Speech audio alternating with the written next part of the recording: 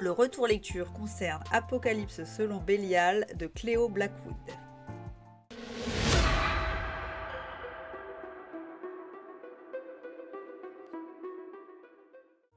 Un volcan se dresse devant moi, monstre de lave et de cendres qui n'aurait jamais dû entrer en éruption. En tant que volcanologue, oh c'est sûr, je suis fascinée.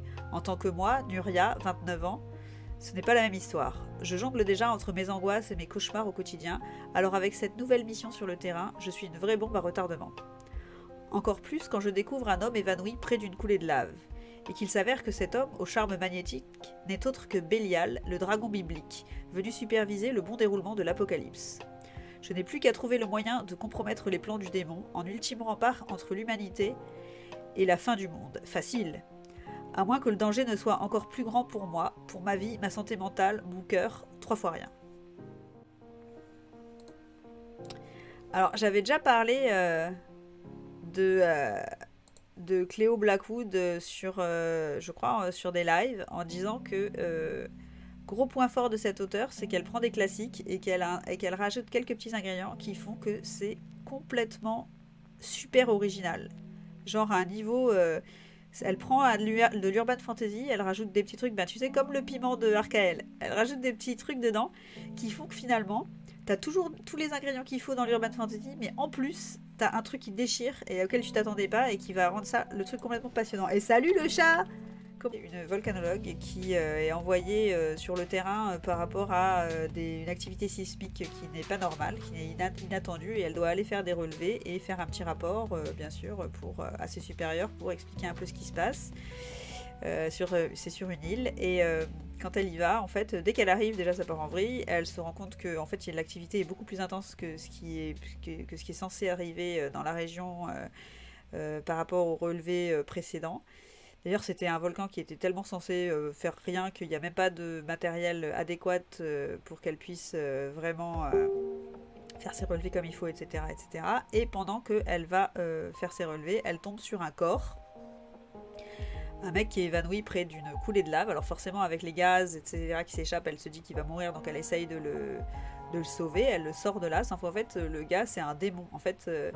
il y a une explication à part la suite au fait qu'il ait été comme ça inconscient, hein, parce qu'on se dit bah non c'est un démon, il peut pas être inconscient. Non, il y a une explication plus tard.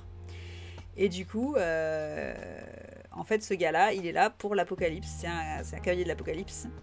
Et en fait, c'est normal qu'il y ait une grosse activité sismique parce qu'en fait, sa petite mission, c'est de presser les boutons on sur tous les volcans du monde pour faire une petite fin du monde. Voilà, ni plus ni moins, hein, en toute simplicité. Et donc c'est Bélial qui est le démon qui est derrière là. Alors il y a quelqu'un qui m'a dit, je crois que c'est toi Matou, qui m'a dit moi je n'étais pas attirée par la couverture à cause du torse nu. C'est vrai que les torses nus chez moi c'est très cliché, couverture cliché, romance, pas fantaisie. Et là je trouve que ça va très bien dans l'histoire parce que c'est un démon et il est tout le temps en train de se changer entre ces deux formes. Donc pour moi ça passe nickel. Et en plus il n'est pas mis au premier plan là. Vraiment le personnage au premier plan, c'est Nuria, c'est la volcanologue, c'est elle le personnage principal. Puis finalement le mec reste près d'elle et il commence à discuter et tout. Et en fait il y a un lien particulier qui se crée qui fait qu'il va rester près d'elle. C'est pas une romance genre de suite et il tombe amoureux, ça, rien du tout. C'est pas du tout ça, c'est vraiment un truc mystique, il y a une explication et tout ça. Et du coup, ils vont un peu team up en fait, parce que elle veut empêcher. Donc quand il lui explique qu'il est là pour l'apocalypse, elle veut empêcher l'apocalypse. Lui, forcément, il est là, non mais moi, j'en ai rien à foutre de l'humanité, quoi. L'humanité, elle a ce qu'elle mérite. Si je suis là, c'est qu'elle l'a mérité, donc je le fais. Et donc elle a tout un livre de 350 pages pour essayer de le convaincre de changer d'avis et d'arrêter le processus de la fin du monde, en sachant qu'elle a un passif hyper lourd. Et en fait, moi, ça m'a vachement parlé. Parce que y a plein de problématiques en fait dans ce livre. Et ce que j'ai beaucoup aimé, c'est que le personnage principal est super drôle sans être relou. Elle a quand même les pieds sur terre parce que c'est une scientifique. Donc elle part pas non plus en vrille, elle est pas genre en roue libre. Allez hop, on fait comme je le sens, tu sais. Même sans savoir qui c'est, en fait, surtout parce que je sais pas qui c'est. Super arcane. Il n'y avait pas de blender. Remarque, un gros volcan, c'est un peu un blender géant. Je vais me mettre en lure, il faut que j'avance les malédictions. Vas-y, on a envie qu'elles sortent les malédictions à bout d'un moment, et oh. Alors go les malédictions là. Et du coup, Du coup, le personnage principal est super drôle. Et ce que j'aime bien aussi, c'est que donc il y a elle, Nuria, il y a l'homme qui est là pour l'apocalypse, mais il y a aussi d'autres personnages derrière. Et je trouve que l'équipe qui se forme est vachement intéressante. Il y a une bonne dynamique et ça donne quelque chose de très drôle et de très agréable. En fait, tu sais, j'aime bien ce genre de livre où tu as envie de faire partie de la team en fait. T'aimes bien parce que il y a une bonne histoire, il y a un bon passé des personnages. Et du coup, c'est cool ensemble. Spoiler plus sur l'histoire, mais ce que je peux vous dire, c'est que de toute façon, le style d'écriture de Cléo Blackwood, je le trouve juste excellent. Sa façon d'amener les choses, le vocabulaire qu'elle utilise. Alors en plus là, elle fait souvent ça à Cléo Blackwood. Elle est partie sur le sujet volcanologie. Ben, la fille, elle est allée chercher des tonnes et des tonnes de faits scientifiques. Donc en plus, tu apprends plein de trucs. Bon, après, tu les retiens peut-être pas. C'est pas obligé. Il faudrait prendre des notes pour tout retenir. N'empêche que le fait que elle explique des choses scientifiques, ben en fait, ça rend les choses encore plus intéressantes, je trouve. C'est comme quand tu as un livre sur fond historique et que tu apprends des choses. Moi, je trouve que c'est génial. Et du coup, ce qui est bien, c'est que en gros, je vais vous dire les points les plus forts pour moi, c'est que le personnage principal, elle est forte sans être infaillible, c'est-à-dire qu'en fait, elle a plein de faiblesses, elle a des traumatismes et elle a des phobies.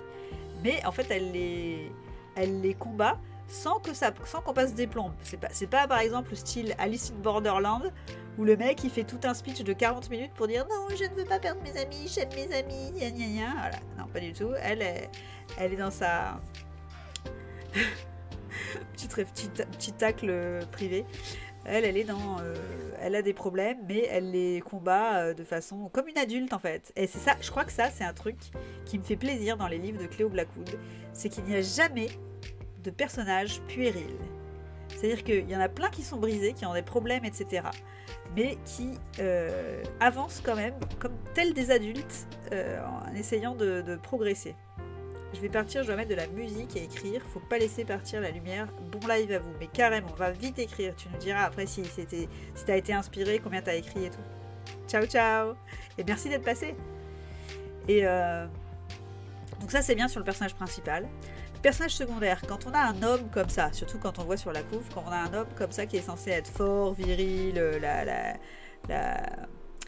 je sais pas moi, la figure dominante du truc, et bien souvent on tombe dans un cliché justement du mec over-dominant et c'est un peu énervant, etc. Et bien là, pas du tout. En fait, je trouve que c'est hyper bien fait. Franchement, moi j'avais peur au début. Et je trouve que c'est hyper bien fait. Je sais même pas si je pourrais faire ça. D'arriver à créer un personnage. Tu sens qu'il est dominant parce qu'en fait, il a une assurance débordante. Et tu la sens, son assurance débordante, mais il est jamais pédant. Et il est jamais envahissant, genre c'est moi commander, toi faire ça, tu vois. Enfin, ça n'arrive jamais. Alors que pourtant, dans sa tête, clairement, tu vois que ça se passe comme ça. C'est-à-dire que lui, il sait, lui, il a la force, lui, il a le savoir, il a l'ancienneté, etc. Donc il sait. Mais il reste à sa place. Franchement, c'est un truc subtil. Je trouve que c'est un exercice vraiment difficile et franchement réussi au la main. Après, j'ai lu des commentaires qui disait que la romance était mise au second plan de ce livre. Alors, je ne suis pas du tout d'accord, parce qu'en fait, au contraire, je trouve que la romance de ce livre, elle est très fine. C'est-à-dire qu'en fait, elle est présente tout le temps, en fait. Et elle est... En fait, c'est si tu suis bien l'histoire, en suivant tes personnages, etc., tu te rends compte de l'évolution petit à petit de la romance. Elle est pas à gros coups de latte, genre ils se regardent dans les yeux et tu sais, ils battent des cils, etc. C'est normal. Enfin, ça, je trouve que c'est un peu relou. Et en fait, je trouve que celle-là, de romance, elle est au contraire super bien menée. Donc, et en plus, elle monte crescendo, etc. Moi, je l'ai trouvée géniale, la romance. Vraiment, je trouve que c'est un gros plus de ce livre, en plus, c'est la façon dont la romance est articulée. Je dirais que ce livre, Apocalypse selon Bélial, pour moi, urban fantasy méga original, avec cet apport de science. Et c'est drôle parce qu'il y a aussi en balance un apport aussi d'occulte, mais d'occulte qui se rapporte aussi à l'actualité, c'est-à-dire d'occulte qui pourrait toucher des gens, puisque il y a des gens qui sont fanatiques de religion, ça existe. Et donc encore une fois, vous voyez, c'est vraiment dans la nuance et c'est vraiment un arc à la Cléo Blackwood d'arriver en fait à mêler du réel et de l'imaginaire tellement bien imbriqués l'un dans l'autre que finalement ça te parle et en même temps ça ça t'emmène dans un autre monde. Je trouve que c'est vraiment génial. Donc, vous l'aurez compris, conclusion, un roman vraiment excellent, un excellent moment de lecture que je recommande chaudement. Et comme toujours, si vous voulez voir les vidéos entières, vous pouvez aller sur ma chaîne Twitch, et si vous voulez carrément assister au live, et ben c'est pareil, c'est la même adresse. À bientôt.